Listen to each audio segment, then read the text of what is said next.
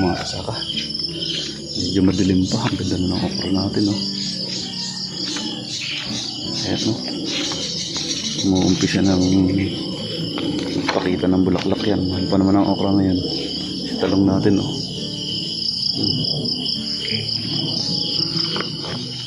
Kaya tayo ng mustasa. Luluto kasi kami ng sinigang na bangus.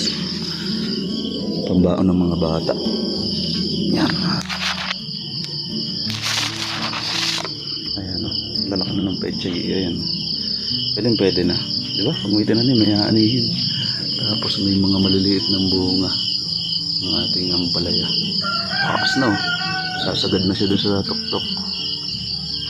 Ayan. Mamaya ko kayo i-update dito pag maliwanag na. Kukuha muna ako ng mustasa. Ilang piraso lang naman.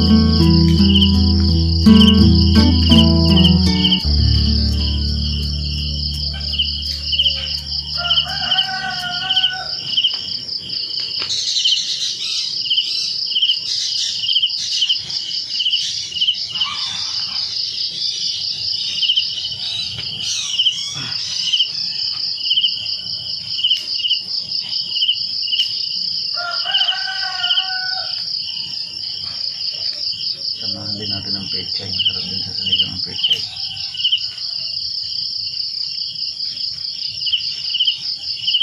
Maraming gulay.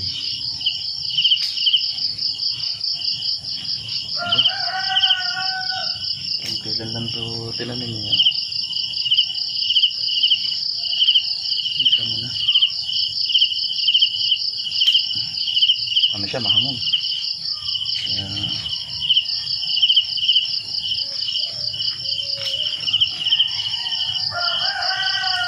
tama na yan.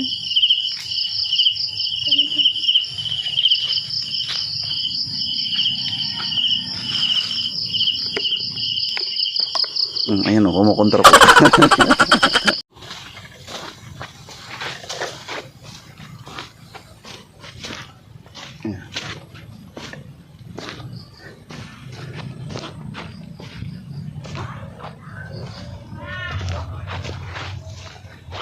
Yan, ito may abono na yan, natakloban na. Bali, muna mo nang introduce yung abono. Yan. Tapos yung tatakloban na lang, no, gamit ang asada.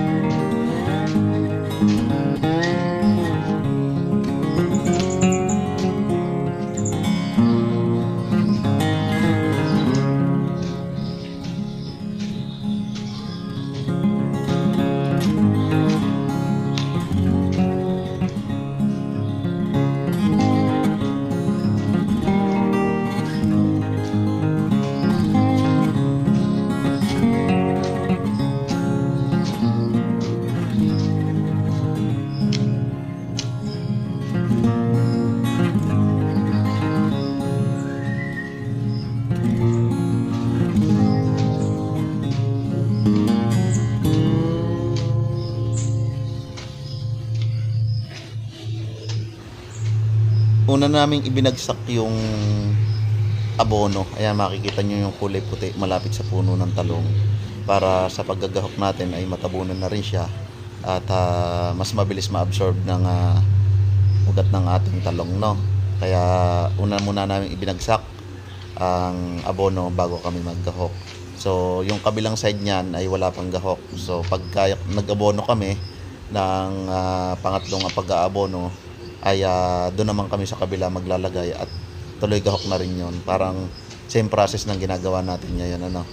At yan mga kasaka, ganyan kami mag-alaga ng talong, kung paano kami mag-fertilizer. So bago namin gahukan ay nagtanggal din muna kami ng mga lower leaves, lalo na yung mga madidilaw, para nang sa gayon ay hindi na siya mag-cause ng sakit ng ating talong. So ayan mga kasaka, ganyan lang kami mag-apply ng abono. At yan na nga mga kasaka, nakikita nyo at ay nagtatanggal tayo ng mga lower leaves ng ating talong para hindi na yan makasama sa ating paggagahok, no? At hindi na mag-cause ng mga kung ano man sakit ang pwedeng i-cause ng mga dahong yan, kasi madidilaw na yung iba dyan at hindi natin alam kung infected na ng virus o mga sakit, kaya tinatanggal na natin, no?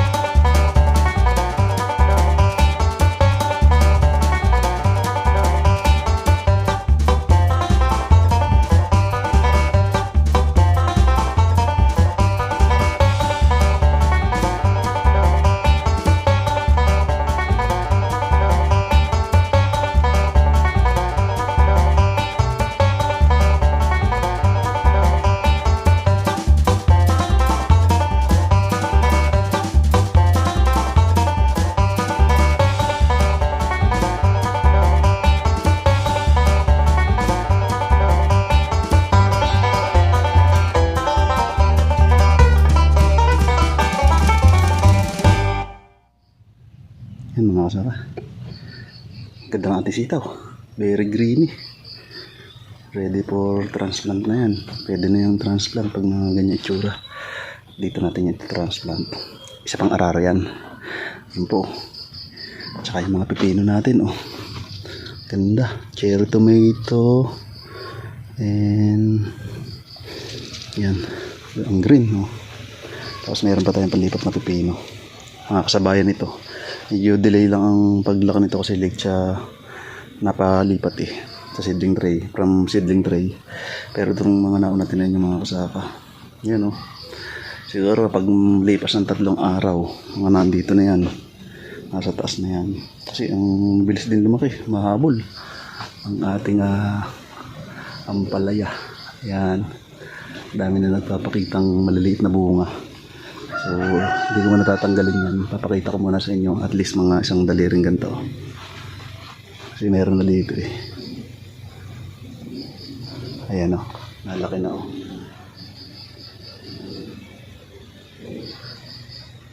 Galing. Tapos ang pechay natin, makakuha na ako dyan kahapon. Inilaga namin. At sarap pag ganyan ka-stage. Sarap ng pechay. Ayan o. Sarap nito sa sa champong. Ayan. Pag nagkaroon ng bakanting oras, kasi ito kinakailangan nang mailipat to eh. Tatangkad ng tatangkad yan eh. Kailangan mailipat ito bago mag-Sabado. Malamang Sabado yun, natin mailipat. At bukas, pag may pagkakataon, papasadahan ko ulit ito ng isang paikot ulit. Tatanggalin ko na rin yung okrang yun para buo na yung balag dito, no? Hindi na iiwasan yun. Kasi meron naman tayong okra doon na yun, no? Namumunga. Tapos bubungan na rin yung okra natin yun. Kaya sobra-sobra na rin yan sa panggulay natin, no? At ito ay pwede na rin tayo makabenta dyan, no? Ayun. Ayun, panay blessing. Magaganda ang ating tanim, mga kasaka. Salamat sa Diyos sa kanyang pakapurihan at pasasalamat, no? Ayun, hanggang dito na natin video. Keep safe. God bless, mga kasaka.